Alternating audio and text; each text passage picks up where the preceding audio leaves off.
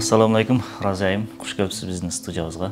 Алгач өзүңүздү тааныштырып өтсөңүз, кандай кызматтарды, эмне иштерди кылып атасыз учурда? Алейкум ассалам. YouTube каналдын көрүүчүлөрү негизи эле бала тарбиясына кызыккан, эң асыл жумушту, эң асыл бул жашоодогу кадыр барктуу жумушту аркалаган энелер, эжелер, мусулман бир туугандар баарыңыздарды ушул бала тарбиясында ушул каналда көрүп турганыма кубанычтамын. Мен өзүм Разия Тамкулова биринчиден 5 баланын энесимин. Анан ушул 5 баланын артынан, алардын тарбиясынан, алардын шоктугунан улам психологияга келип, баланын психологиясы кандай түзүлгөн? Тарбиялай албай, мурунку эски стереотиптүү тарбия, таяк менен тарбиялап, же урушуп көрүп, же аларды тыйып көрүп, эч жакшы бала менен тил табыша албагандыктан, баланын психологиясын окуйунчу деп келип калганмын. Өзүмдүн кесибимде эле калып, анан баланын психологиясын окуп, ушул боюнча билимдерди алып, анан көзүм ачылды. Ушуну башка энелер да билсе экен. Эми мен азыр 5 балам бар. Ушул жашка келгенде жакшы түшүнүп турамын, жаш келиндер аябай кыйналат. Өзүм биринчи кызымда, экинчи уулумда эч бир издей турган, таба турган ишеничтүү маалымат булагын таба албай койдум. Айрыкча кыргыз булакты таппай Москва академиясына тапшырдым. Ал жактан баланын психологиясы кандай өөрчүйт, канча жашта эмне кыла алышы керек, эмне кыла албашы керек, аларга кандай сүйлөш керек. Психологияны 20 жашка чейин окудум дагы, анан үй бүлөлүк психологияга да басым жасап, себеби бала үй бүлөдө чоңоет да. Ошонун баарын комплексно деп коет, эми жалпылап система катары окуганымда көзүм ачылды. Мен эмне үчүн кызым менен, уулум менен тил табыша албай жатамын? Эмне үчүн мына өспүрүм кездеги кризистеги кызым мени укпайт? Чоңдор айткан, уулумун айткан урушсам дагы, урсам дагы укпай, мени азыркы тил менен айтканда игнор кылат. Эмне үчүн мен балдарым кечке телефондо эле отура берет? Анан кантип кайтарсам болот? Жакшылыкча. Ошол себептен ошол психологияга келип калдым. Жана өзүмдүн кесибим калып эле экинчи дипломум бул психология тармагы болду. Албетте, Москвадан алган билимим толуктура практика менен коштолду да. 5 балама аркы жаш курактагы балдарым бар. Ага колдонуп көрөм, буга колдонуп көрөм. Чынында туура чыгып, демек биз эч бир билимсиз эле, жөн эле келип алып, билген сымал эле баланы тарбиялап киребиз. Андан да мага аябай сокку болгону бул бала ата-энени тарбиялаганы жашоого келет. Мен ушуну кабыл алгым келбеди. Кабыл албай кыйла жүрдүм. Бирок чынында бала бизди тарбиялаганы келет экен. Азыркы күндө сиз өзүнчө энелерге тарбия боюнча дагы бир сабактарды өтүп жүрөсүз да. Энелердин эң көп сураган суроосу кайсы болуп атат азыр? Азыркы учурда мен 2-3 жыл болуп калды. Ушул билимдердин негизинде блог ачканмын Инстаграмда. Бала тарбиялоо, баланын психологиясы боюнча жана онлайн курстарды өтүп келемин. Оффлайнга анча убактым жок, себеби өзүмдүн да 5 балам бар. Аларга көңүл бурбасам болбойт. Онлайнда бир группада 200-300дөн энени окутамын. Инстаграмдагы таплинктен катталсаңыздар болот, менеджерлерге байланышып. Бизде курстар 1 айда болуп турат, марафондор болуп турат. Стористе карап турушса, баракчаны карап турушса, баарын маалымдайбыз, баарына кабар жетет буйруса. Анан ошол онлайн курстарда аябай көп суроолор келет. Алардын эң көбү менин балам мени укпайт. Балам эмне үчүн мени укпайт? Мен айтканымды кылбайт. Экинчи популярдуу суроо бул балама кантип мен бакырбай, кыйкырбай мамиле кылсам болот. Себеби мен аябай бакырчак болуп кеттим. Анан үчүнчүсү балам телефонго кирип кетти. Телефондон айрый албай калдым. Кантип арылтсам болот? Ушул эң көп топ 3 суроо деп койсок болот ооба. Жада калса классика болуп баратат. Бул энелердин суроосу. Энелердин суроосу. Аталар да кайрылабы, мен балам ушундай болуп атат деп. Тилекке каршы аталар кайрыла элек. Кантип балдарды телефондон арылта алабыз, же телефон менен болгон мамилесин кантип бир жөнгө сала алабыз? Менде деле бар. Менде 5 баламдын чоң экөөсүндө телефону бар. Телефонду алып бергенмин. Эмне үчүн мен аларга алып бергенмин? Себеби алар каттап окушат. Анан EduPage бар да, баягы күндөлүктү өздөрү карашы керек. Анан дагы бир себеп, булардын мектебинде телефонду алып коет. Телефон болгон менен аларга калак тийбейт. Үйгө келгенде биздин контролдо 1-2 саат ойношу мүмкүн эми. Бизде кечиндеси саат 12ден кийин телефон караганга болбойт. Атабыз ошондой эреже койгон. Анан аны буза турган болсок телефон алынат. Анан дайыма балдарым менен ачык эле баарлашып турамын, телефондон эмнени көрөсүңөр? Алар урушуп эмес. анын эмнеси кызык, айтчы, мен дагы көрөйүн. Майнкрафттын эмнеси кызык? Кызым ойночу эле да, ошого эле баягы кирип виртуальный мир деп коет го. Эмнеге ушундай кыласың? Ал эмнеси мени тартат сени? Себеби чынында себепти билишибиз керек биз балага. Ошону сураганымда кызым айтат, ал жерде биз бул реалдуу жашоодо кыла албаган мүмкүнчүлүктөр көп. Эркиндик бар. Майнкрафт бир нерселерди курат. Ооба, бирок бала реалдуу жашоодо ала албаган призвание деп коет. Наамды ала алат. Алар канчанчы бир орунда турат. Упайларды алышат. Менин кызымдын беделдүү өзүнүн орду бар.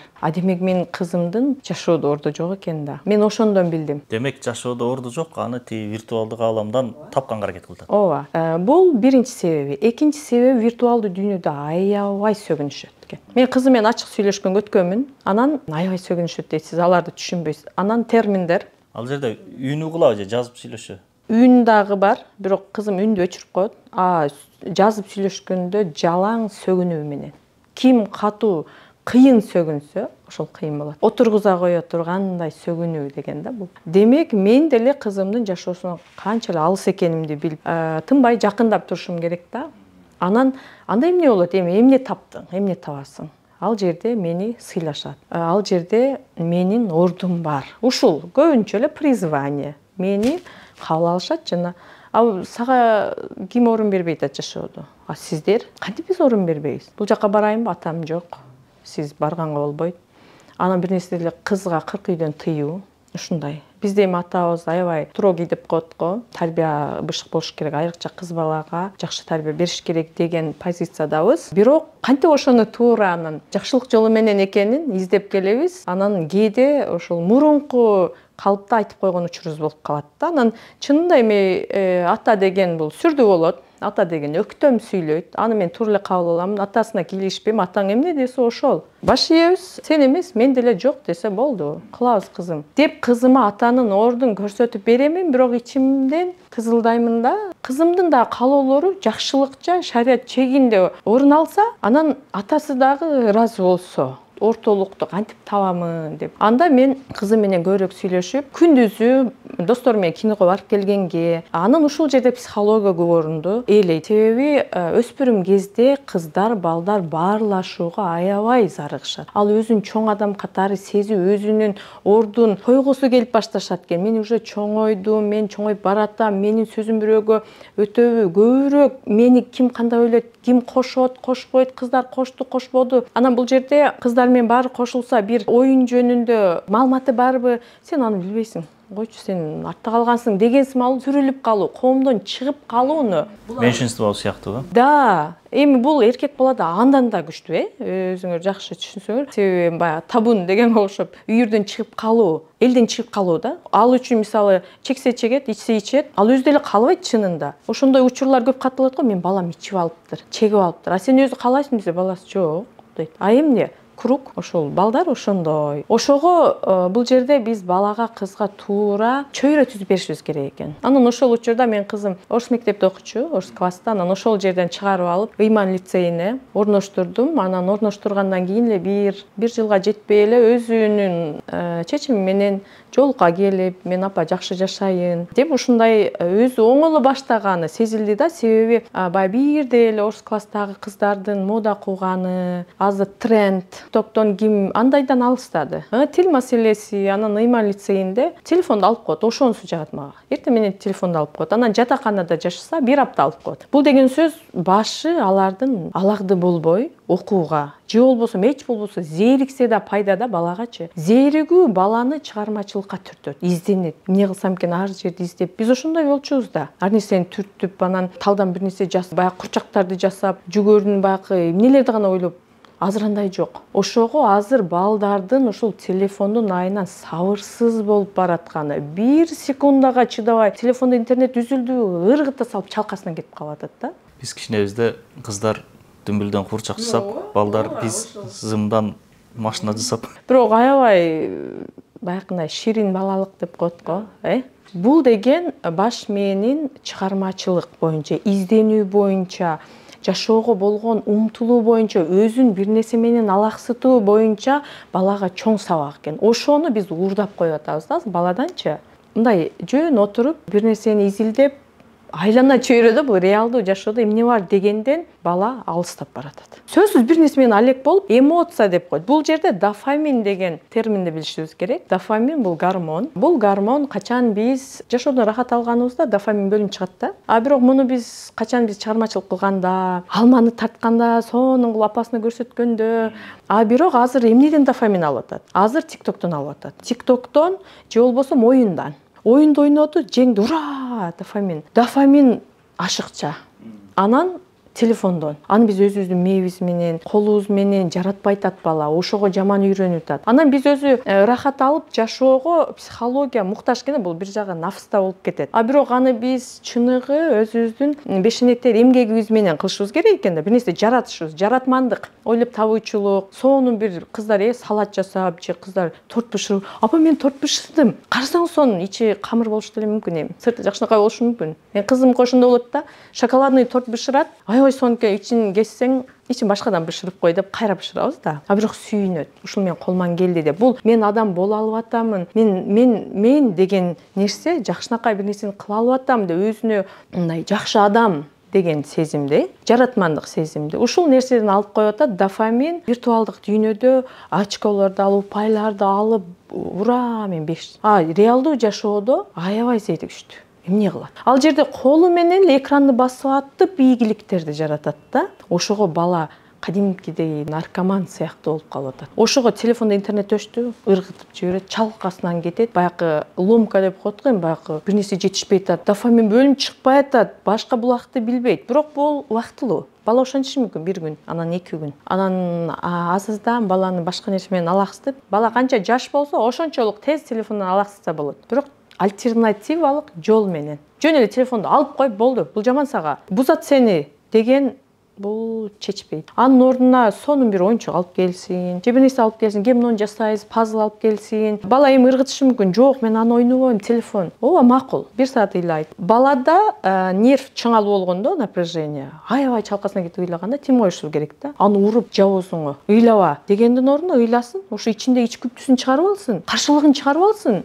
Жеңилдесин, анан курсак ачат, өзүнө келет, апа деп кайра эле келет, келбесе бир аз жүрө турсун, эмоция кетсин бир аз, анан кайра баягыны көрөт. Анан бирок бул жерде чынында аталардын өктөм сүйлөгөн үйдөгү аброю роль ойнойт. Бүгүндөн баштап телефон кармалбайт дегенден кийин болду, ошол аткарылса, ошого моюн сунат. Адам баласы көнөт баарына. Айрыкча эркек бала тез көнөт, тез үйрөнөт. Кыз бала бир аз митамыраак келет десек да болот. Өзүнө мындай баары бир тартып өзүнүкүн кылдыргысы келе берет. А эркек бала биз ишенген эми көбүнчө жоопкерчиликтүү эркек бала болуш керек да. Ошого эркек балага бул метод сөзсүз иштейт. Ошого биз телефондон арылтуу дегенде сөзсүз анын ордуна эмне беребиз, кандай кылабыз. А бирок телефондон дагы бизде чоң азыр көйгөй бар. Бул ата-эненин убактысы жетпей барат. Анын ордуна ме телефонду берип койсун. Телефонду берип балаксып турса, айрыкча көп балалуу, кичине балалуу жаш келиндер, энелер чарчап,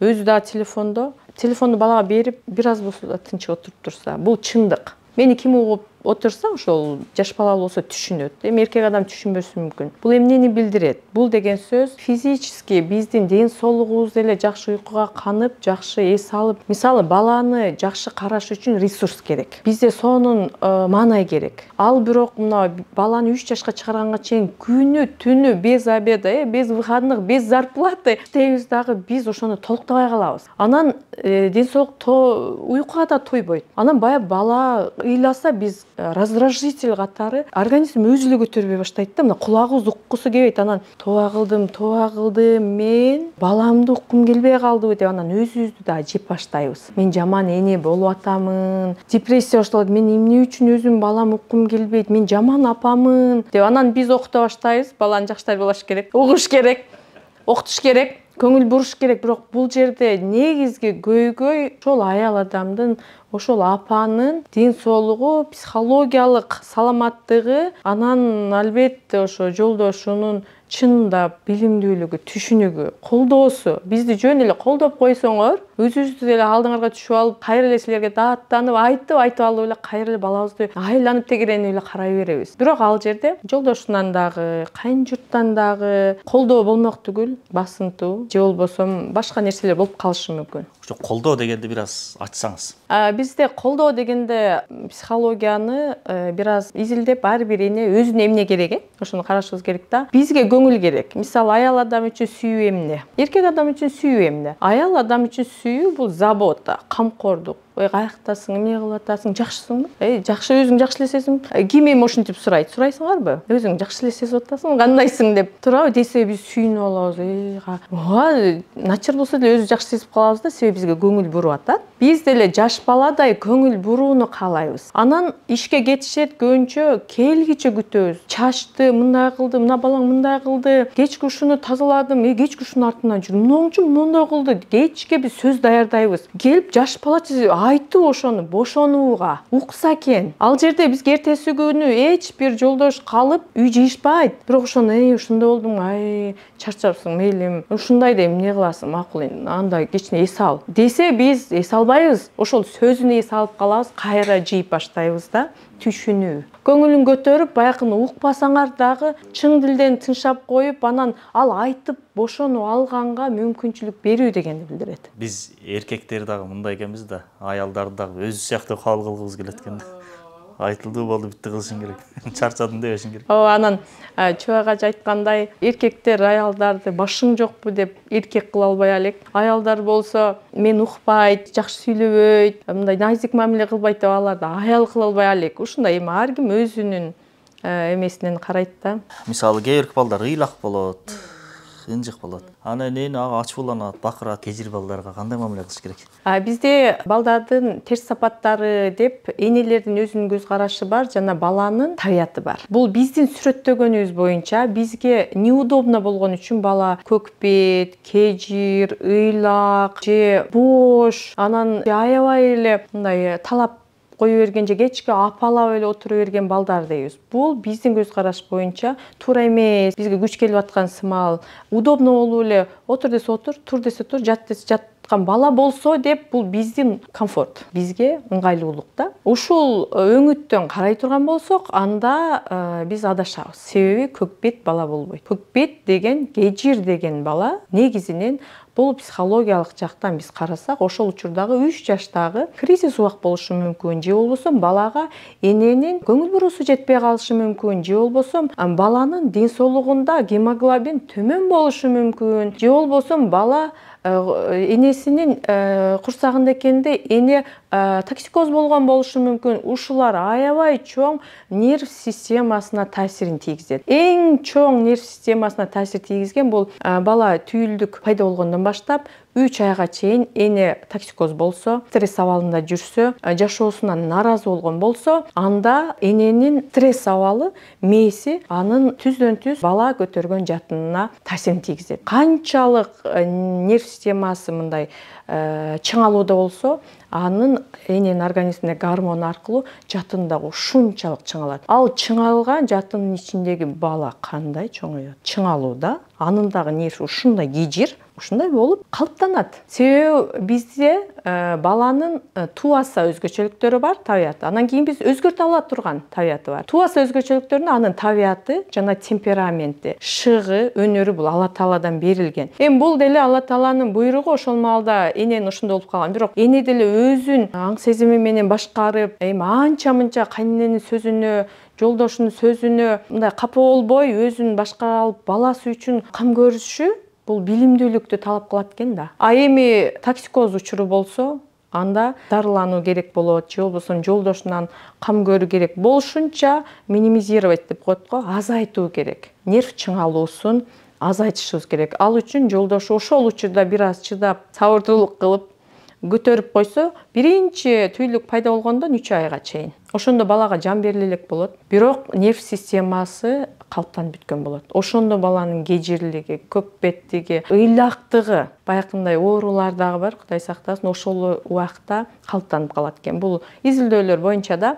Анан кийин деле 4 айдан баштап бала туулганга чейин деле эне сыгылып, стресс болуп, ачууланып жүрсө, гормону ошол баланы уулай берет. Себеби ал ошол денеде өсүп аткандыктан башка айла жок, ошол менен сугарылат да калат. Анан төрөдүбү, болду да ошол күндөн баштап ыйлактык башталат. Анан ал ыйлак болгондон кийин эне дагы уктабайт, дагы чарчайт. Дагы чарчаңкы эненин сүтү мелатонинге аябай зар болот. Мелатонин деген бул гормон. Адам капкараңгы жерде уктаганда же уйкуга тойгондо бул толук кандуу сүттү эмген бала балканактай чоңоюп, аябай көчүлүп уктайт. Ошондо бала чоңоет. Анын нерв системасы жакшы калыптанат. Бул эки жактан, баягы жакшы болсо жакшы болуп кете берет. А начар болсо баары начарга кете берет го, ушундай да. Демек, эненин психологиялык абалы сүттүн курамына чейин таасир этет да? Албетте, гормон.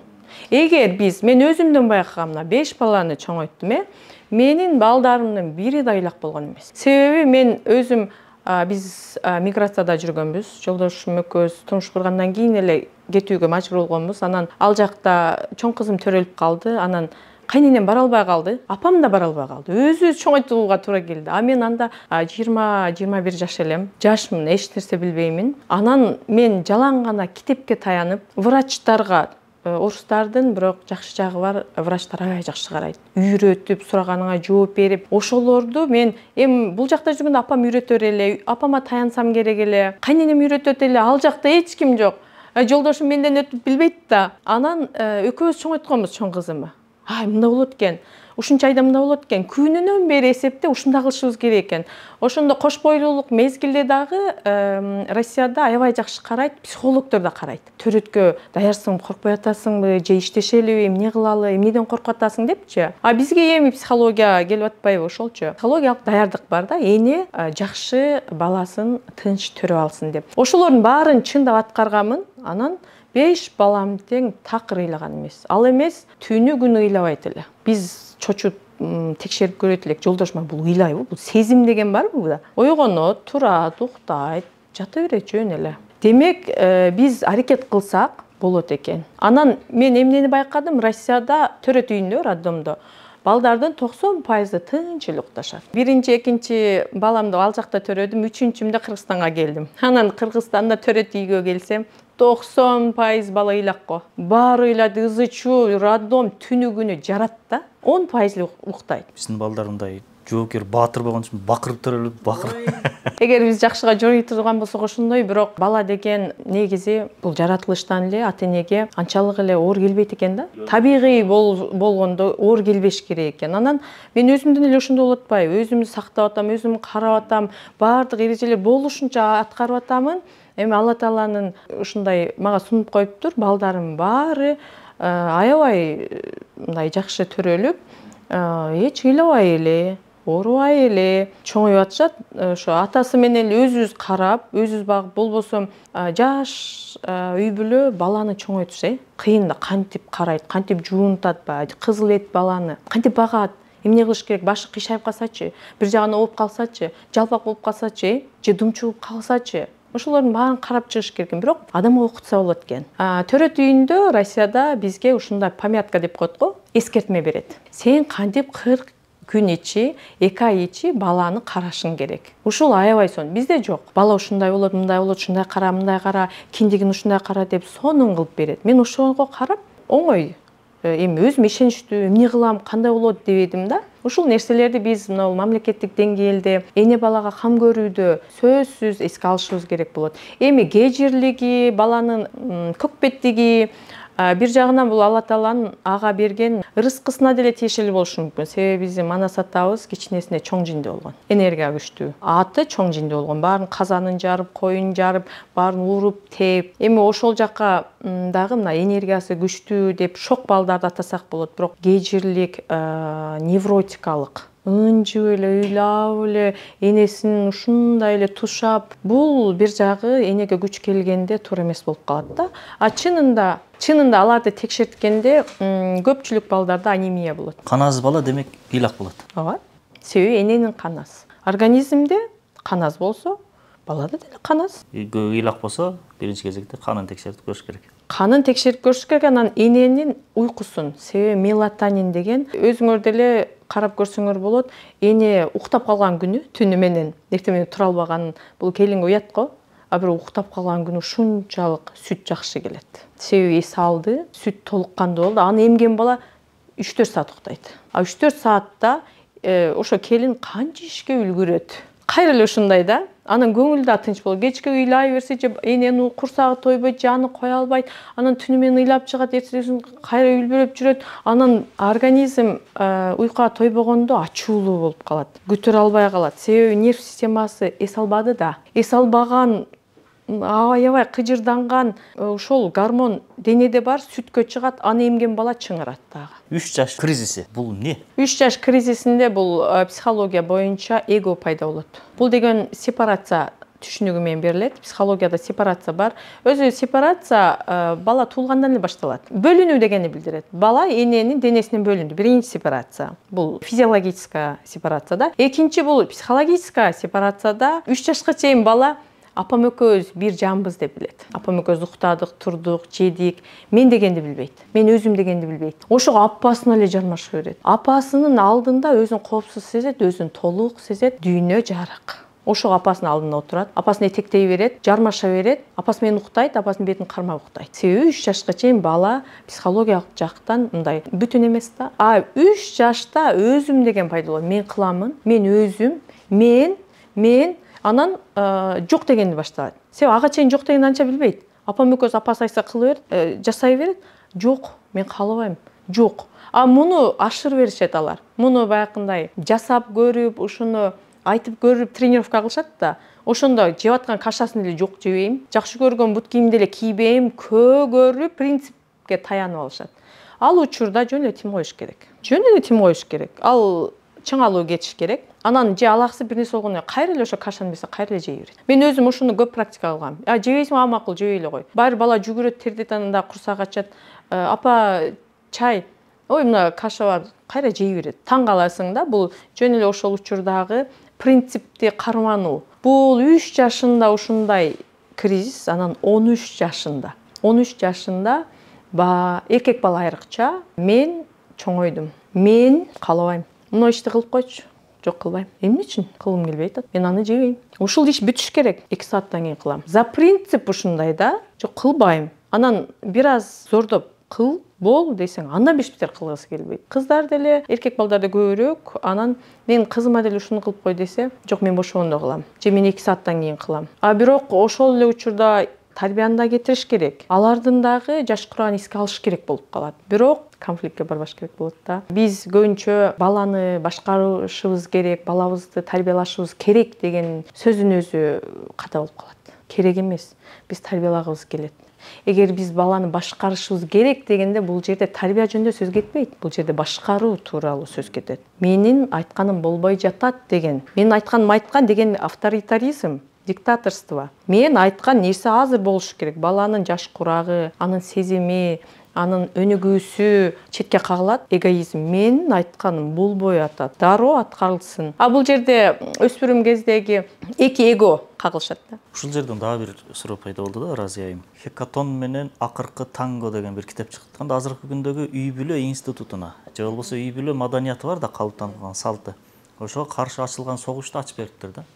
Мисалы, ата деген авторитет бар да, андан кийинки авторитет эне деген авторитет. Могу азыркы күндөгү дүйнөлүк глобалдык башкарууну колго алгысы келгендер бир топ. Булар ата деген авторитетти талкалап жок кылганга аракет кылып бир. Андан кийин эне деген авторитет жок кылган кылып туруп, жалгыз коргоочусуз калган баланы өздөрү идеологиясы мээсине сиңиргенге аракет кылып деген бир неме болуп атат да. Мисалы, албетте баягы атанын зордукчул бир немеси бул туура эмес, баарыбыз кабыл кылабыз. Бирок ошол эле кезде кандайдыр бир деңгээлде атанын, апанын бир жанагы атасы айтты койду деген бир немени да кичине беришибиз керекпи дейм да. Кадыр баркы. Бир окуяны айтып берди. Сени ата энең кичкенге укугу жок деген түшүнүктү баланын мээсине сиңирип эле койсо тигилер жеңилдейт да. Анан бала эртең кыз 15 жашка келгенде жок мен өзүмдү бала сезип атам деп баштайт. Же 14 жашка келгенде бала жок мен өзүм кыз сезгим келди атат. Ата энеси жок балам десе жок силердин акыңар жок, укуңар жок. Ушуга кандай болуп калат, Бул жерде так ушул темага керек да. Биз ушул билим менен гана баланын ошол учурдагы психологиялык абалын карап туруп, ошого кандай мындай чеберчилик менен таасир этишибиз керек. Конфликт менен баланы алыстатпай, ага кандай туура ыкма подход табышыбыз керек. Башкача айтканда, авторитет болушу керек деп атасыз. Авторитет болушу керек, тарбия кетиши керек, ата барктуу болушу керек. Бирок ошол эле учурда баланын дагы сезими эске алынышы керек. Муктаждыктары шариат чегинде канааттандырылышы керек. Себеби бала муну каалайм дей берет. Анын шариатка туура келгенин сөзсүз аткарып беришибиз керек. Мисалы, ойногусу келет, шаар көргүсү келет, өнүккүсү келет, классташы менен киного баргысы келет. Эми ошону күндүзү кылса болобу? Же ата эне өзү алып барып кылса болобу? Ошол шартты жаратышыбыз керек. Баламды сөзсүз эле түнкү саат 12-де бир жака жөнөтүп иш деген нерсе эмес, анан аны биз тыя берсек, бала сөзсүз бир жагынан жырып чыгат да. Бизге айтпай туруп биз жок учурда, же мен тапшырма аткарып келейин, көпчүлүк учурда олимпиадага даярданайын, тапшырма аткарып келейин деген бойдон башка досунукуна барып, же тууганыкына барып, же ал жака деле барбай башка жака барган учур болуп калат. Баладагы кызыгуу аябай өрт болот ошол учурдачы. Негизи эле баягы тыюу салынган нерсе кызык көрүнө берет. Запретный плод сладкий дейт го, ошого биз алдырбай кыракы болушубуз керек болуп атат. Энелер билимдүү, айлакер, кыракы, көрөгөч болуш керек болуп атат. Азыр бала туура эмес жолго түшүп кетпесин, кызым туура эмес жолго эмес, туура жол менен анын напсисин шариат чегинде канааттандыруу. Ошонун альтернативдүү жолун табалы. Бир китептен окудум эле, адал чөйрөсү өтөгенин насибизге жетет дегендей. Ооба, ошону эле балага таап бериш керек. А бирок биздеги баягы ата эне барктуу болуш үчүн тыйыш керек, башкарыш керек деген бир аз туура эмес, анан тар түшүнүк болуп калат да. Адилеттүү падыша менен диктатор падышанын эле бир мисалы бар. Ооба, ушундай чөйрөдө эми бул үчүн эркек адам аялдан 2 эсе билимдүү болуш керек деген бар. Эми андай эмес, сабырдуу, бирок бул идеяда гана.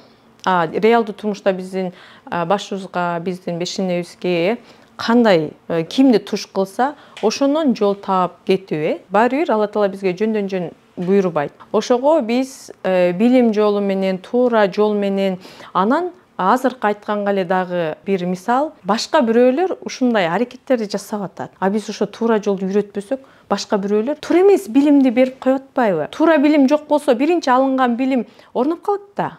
Ушундай экен, мындай экен деп. Биз туура жолду, туура билимди энелерге берип калышыбыз керек экен. Анан энелер көбүнчө аялдардан бири-биринен мындай эмоционалдык байланыш менен энергия алышат. Сүйлөшүп атып, мисалы коңшу менен 2 саат туруп калабыз, апабыз менен 1 саат сүйлөшөбүз. Ушул учурда биз туура нерсени сүйлөшө турган болушубуз керек экен. Бизге өзү аял адамга жамаат буйрган эмес. Ошого биз өзүбүздү дайым чектеп туруп, анан эркек адамда 75% акыл башкарат дейт, аял адамда 75% эмоция, 25% эле акылда. Биз өзүбүздүн акылыбызга бир аз иштешибиз керек, бирок анчалык эмес го. Көпчүлүк энелердин азыркы учурдагы баягы өзүнүн көйгөйүн наалып эле айтып, мындай болуп атат, андай болуп атат деп, же өзүнүн жашоосун айта берип, өзүнүн үй бүлөсүн, күйөөсүн деле жаман аттыга чыгарып алган, ошо менен алек болуп, баласы артта эле калып калган учур болуп калып атат.